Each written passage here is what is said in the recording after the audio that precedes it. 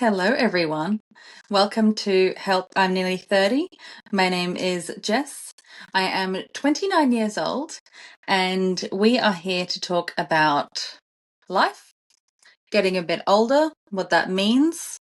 Today, we're going to be talking about influences. Are they good? Are they bad? Are they healthy? Not healthy? And how do we stop being so influenced by the things around us? I wanted to speak about this because recently I've had a hard time stopping myself from being influenced to buy things that I don't actually need. The fight that I had to have with myself not to buy a Stanley was insane because I've got a water bottle. I don't need a fancy pants water bottle. But it was months of being like, "Ooh, should I? Should I?" And then, of course, the world moves on. They went to hydro flasks. Who knows? But I think there's definitely something that needs to happen for just consumerism is kind of crazy. And I know, obviously, being 29 years old, being a bit older, maybe wiser, who knows? It's just got to this point where I've been able to notice that I am being influenced and to stop that from happening if I don't actually need, for example, a new water bottle. But if you're 15, 16, even up to your early 20s, you're going to buy the Stanley because it's cool. I get it. But I think just the influx of influences, and it's really, obviously, influences I respect because get your bag, right? If someone's going to pay me to talk to the camera, if someone's going to send me free things to get promotion, I get it. But I think there is an overconsumption, definitely.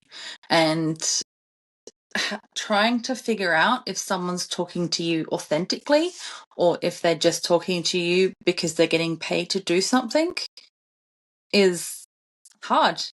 It's really hard. I was doing some research. There's an article by Cami Jobe, Jobe, on the Baylor Laureate website. Laureate? Anyway, it says, "Don't let influencers influence you." And it starts by saying that what was once a way to see the funny videos your friends were uploading, social media has become a landfill of advertisements disguised as entertainment. And that whether we realize it or not, you're exposed to hundreds of ads each day that influence your decision making. Influencers have gained too much control over the lives of their viewers. So stop letting yourself be so easily influenced and take off the rose-colored glasses while scrolling. And they're right. I remember it was lockdown and I downloaded TikTok to pass the time. I was bored, probably like everyone else. And it was just a way to de-stress, just to pass the time. This article scrolled through 10 reels on Instagram, and 6 of them were outright advertisements or a brand collaboration with an influencer. So if you scrolled through 100 reels, you would see 60 advertisements without thinking twice. It says just because one person might have a great new sweater, this does not mean that it must be in your closet to fit in. And I think the key word is to fit in, because obviously I've seen things that I like that I need. And I think, oh, I'll go to that shop because that looks like the type of things I like. But I've especially on that topic, I have had to try to think about what is my personal style and what I've just seen influencers wear, which of course is their job, but I don't need to look like every other person on Instagram in order to feel like myself. That's not how it works. That's not needed. And I guess trying to argue against the whole world of advertising is futile, but maybe we can be a bit more transparent, because this is definitely something that is booming right now. Okay, so I'm reading another article by Becoming Minimalist. It says 5 ways to be less influenced in a world full of influencers. And similarly, they're saying it wasn't until they were 28 years old that they were hit with the shocking realization that the majority of the items in their wardrobe were purchased under the influence. And they're talking about they'd purchased sweaters that the husband liked, jewelry they saw other people wearing, and bought a big house, just like the families in the favorite movies when they were a kid. And that was before the internet started getting swarmed with perfectly curated, influencer-heavy Instagram feeds and TikTok videos. Otherwise, my bank account would barely have survived. And I think for me personally, it's just the volume of these types of influencer advertisements that I find tricky, because if I see like 20 people trying on House of CB dresses and saying how much they love them, then it gets into your brain whether you want it to or not, whether you realize it or not. Your brain is thinking in the background, oh, those House of CB dresses are nice. And they look good on all of those people. And in not every video, you haven't clicked the description and seen the word ad after all of the hashtags. And of course, some influencers are genuine. They love everything they're advertising, and no hate to them, because if someone was paying me to advertise a dress, for example, if I needed the money or if they were going to pay me, chances are I'll just advertise the dress. And it gets to that point where it's so hard to discover whether the person actually likes that dress or if they're just being paid for it. Of course, sometimes it's both. But it would be really hard as an influencer, I would feel like, to be genuine.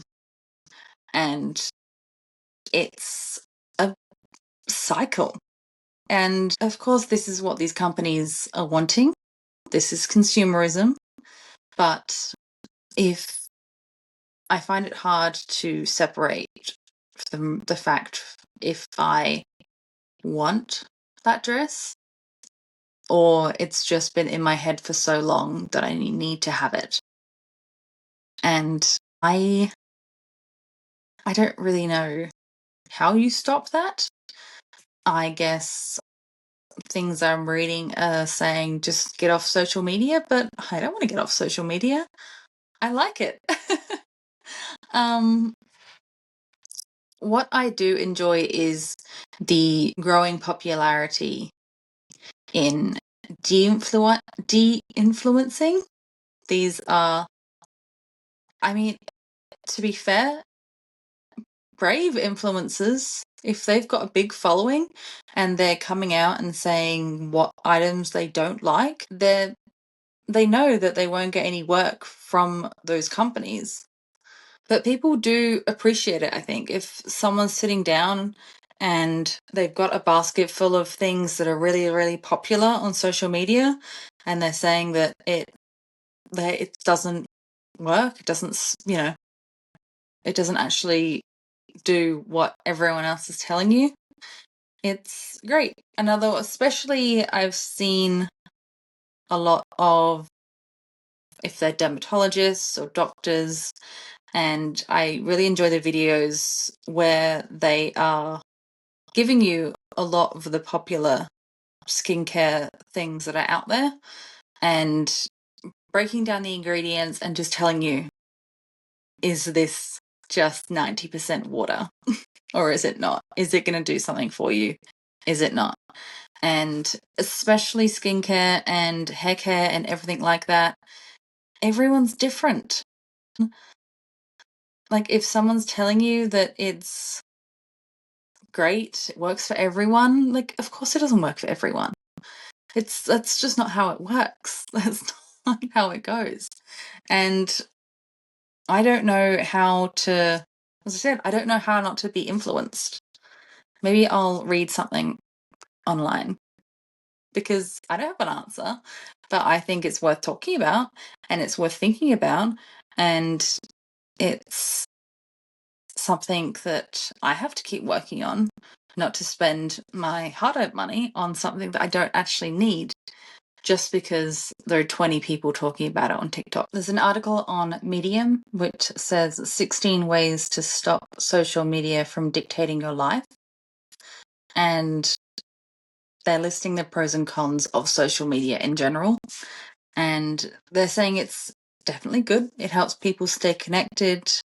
And it helps people, for example, in need. Creating GoFundMes has helped hundreds of thousands, probably millions of people.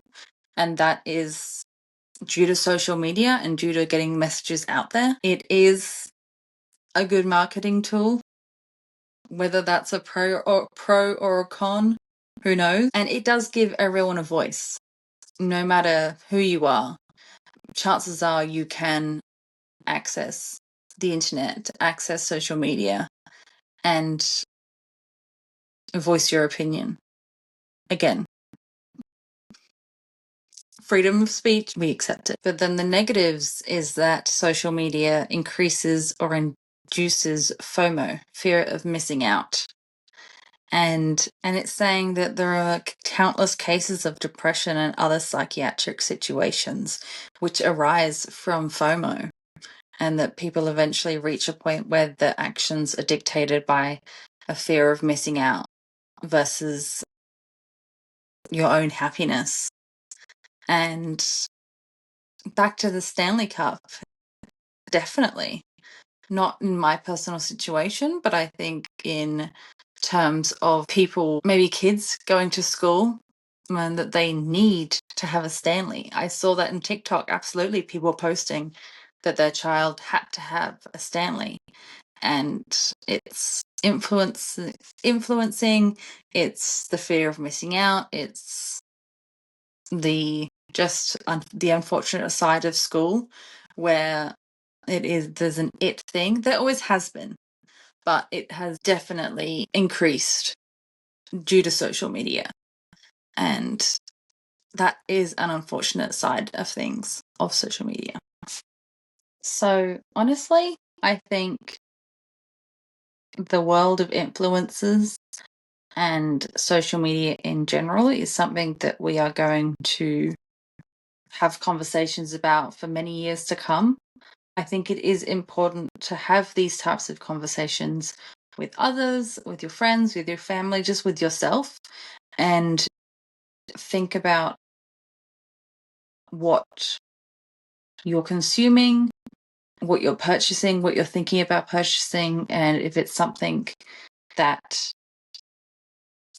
you enjoy yourself, or is it something you've just seen on TikTok a bunch of times and everyone seems to look good in.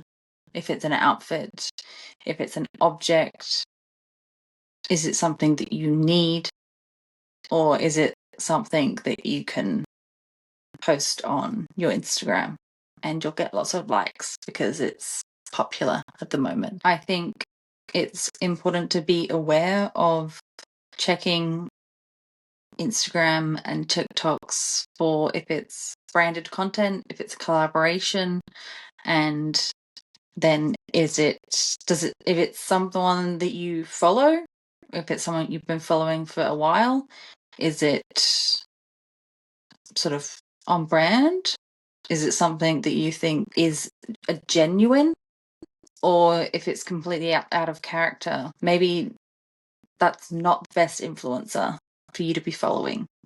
And it's just about being self-aware, I think. Just being aware of the fact that there is a huge amount of advertisements going on in TikTok, in Instagram, and other social media platforms, and that not all of it is genuine.